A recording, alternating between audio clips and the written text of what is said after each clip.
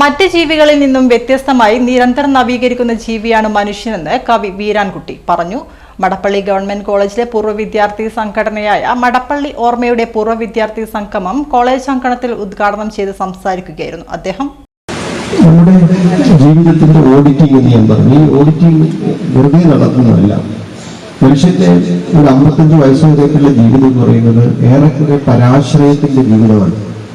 കുഞ്ഞുങ്ങൾക്ക് വേണ്ടി ജീവിച്ചു, അല്ലെങ്കിൽ ആദ്യകാലത്ത് നമ്മൾ ജീവിതം ജീവിക്കാതെ പഠിക്കുക, അങ്ങനെ ഒരു വഴിയിലൂടെ പോയി കുറച്ച് കഴിഞ്ഞ് പിന്നീട് രക്ഷിതാക്കൾ, പിന്നെ അത് കഴിഞ്ഞ് കുടുംബം, ഇങ്ങനെ പലതിനും വേണ്ടി ജീവിക്കുന്ന മനുഷ്യൻ ഒന്ന് സ്വതന്ത്രനാകുന്നത് മിക്കവാറും ഒരു 50-55 വയസ്സാകുമ്പോഴായിരിക്കും. അപ്പോൾ ഈ പേരക്കുട്ടികളൊക്കെ ആയി, മക്കൾക്ക് മിക്കവാറും ജോലിയൊക്കെ ആയി, നമ്മൾ കുറച്ച് ജോലിയിൽ നിന്നുള്ള വിമുക്തി നമുക്കുണ്ടാകുന്നു.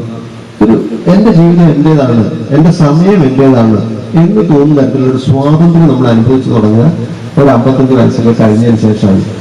അതുകൊണ്ട് ആ കാലത്തെ നമ്മുടെ ജീവിതമാണ് യഥാർത്ഥത്തിൽ നമ്മുടെ ജീവിതത്തിലെ പ്രധാനപ്പെട്ട ഒരു കാലം എന്നാണ് ഞാൻ വിചാരിക്കുന്നത്. ഞാൻ വായിച്ച പ്രസിദ്ധമായിട്ടൊരു കവിത ഞാൻ ഓർക്കുക, ഞാനത് ട്രാൻസ്ലേറ്റ് ചെയ്തിട്ടുണ്ട്. ആ കവിതയുടെ ടൈറ്റിൽ തന്നെ എനിക്ക് ഇഷ്ടത്തോടെ വയസ്സാകാൻ കഴിഞ്ഞിരുന്നെങ്കിൽ എന്നാണ്. ഇഷ്ടത്തോടെ എനിക്ക് വയസ്സാകാൻ കഴിഞ്ഞിരുന്നെങ്കിൽ. അപ്പൊ ആ കവിയാണ്. അവർ പറയുന്നുണ്ട്, മരങ്ങൾ മൂത്തു കഴിഞ്ഞാൽ, മരത്തിന് വയസ്സായി കഴിഞ്ഞാൽ അതിന്റെ ഔഷധ മൂല്യം കൂടുകയാണ് ചെയ്യുക. തിരിവുകൾ ഏറ്റവും പ്രാചീനമാകും തോറും അതിന്റെ ആന്റിക് വാല്യൂ കൂടുകയാണ് ചെയ്യുക. പക്ഷേ മനുഷ്യൻ മാത്രം വയസ്സാകുമ്പോ അങ്ങനെയല്ലല്ലോ എന്ന് പറയുന്നത്. അതുകൊണ്ട് ഇഷ്ടത്തോടെ വയസ്സാകാൻ എനിക്ക് സാധിച്ചിരുന്നെങ്കിൽ എന്ന് പറയുന്നത്, ഈ ഇഷ്ടത്തോടെ വയസ്സാകുന്ന, ഇഷ്ടത്തോടെ ജീവിതത്തെ പ്രണയിക്കുന്ന, നമ്മുടെ ഇഷ്ടങ്ങളെല്ലാം കുറേയൊക്കെ യാത്രകളായാലും സുഹൃത്തുക്കളെ ചെന്ന് കാണുവാനും വായനയായാലും എഴുത്തായാലും, പലരും ഈ കാലം വരുമ്പോഴാണ് എഴുത്തുകാരായിട്ടൊക്കെ മാറുക. ഇതിൽ തന്നെ ഒരു കവിതാസ മഹാരാർക്കിയെ കുറിച്ച് നാരായണ മഹർഷി പറഞ്ഞു. അങ്ങനെ നമ്മുടെ ഒരു തരത്തിലുള്ള സർഗാത്മകമായ പുനർജന്മമാണ് ഈ പ്രായം എന്ന് പറയാതിരിക്കാൻ നിർവാഹമില്ല.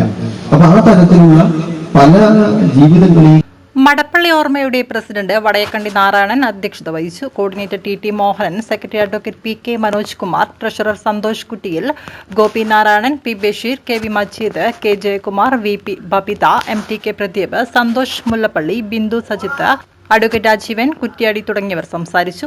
കോളേജിൽ എല്ലാ കാലത്തും എല്ലാ ബാച്ചിലും പഠിച്ച വിദ്യാർത്ഥികളാണ് ഒത്തുചേർന്നത്. വിവിധ മേഖലകളിൽ മികച്ച പ്രകടനം കാഴ്ചവെച്ച പൂർവ്വ വിദ്യാർത്ഥികളുടെ മക്കളെ ചടങ്ങിൽ ആദരിച്ചു. ഭരതനാട്യം, കുച്ചിപ്പുടി, മോഹിനിയാട്ടം, നാടോടി നൃത്തം, സംഘനൃത്തം, ഒപ്പന, മിമിക്രി, മോണോ ആക്ട്, ഗാനമേള തുടങ്ങിയ കലാപരിപാടികൾ അവതരിപ്പിച്ചു. കലാപരിപാടികൾ അവതരിപ്പിച്ചവർക്കെല്ലാം മൊമന്റോകൾ നൽകി. സംഗമത്തിന് എത്തിച്ചേർന്ന എല്ലാവർക്കും സംഗമത്തിന്റെ മുദ്ര പതിച്ച കീ ചെയിൻ സമ്മാനമായി നൽകി. പുതുവർഷം തുടങ്ങി 2ാം ദിവസം തന്നെ നമുക്കത് ചെയ്യാൻ കഴിഞ്ഞു. ഇന്ന് നമ്മളിവിടെ പുതുവർഷ ആഘോഷം കേക്ക് മുറിച്ചുകൊണ്ട് നമ്മൾ നടത്തുന്നുണ്ട്. നമ്മൾ 1984-87 എന്ന രീതിയിൽ ഒരു ബാച്ചിന്റെ ഗ്രൂപ്പായിട്ടായിരുന്നു ആദ്യം തുടങ്ങിയത്.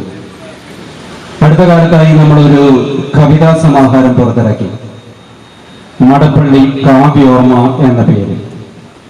മടപ്പള്ളി കോളേജിൽ പഠിച്ച പൂർവ്വ വിദ്യാർത്ഥികളുടെ കവിതകൾ ഉൾപ്പെടുത്തിക്കൊണ്ടുള്ള ഒരു പുസ്തകമായിരുന്നു അത്. നിരവധി പൂർവ്വ വിദ്യാർത്ഥികൾ അതിലേക്ക് കവിതകൾ അയച്ചു.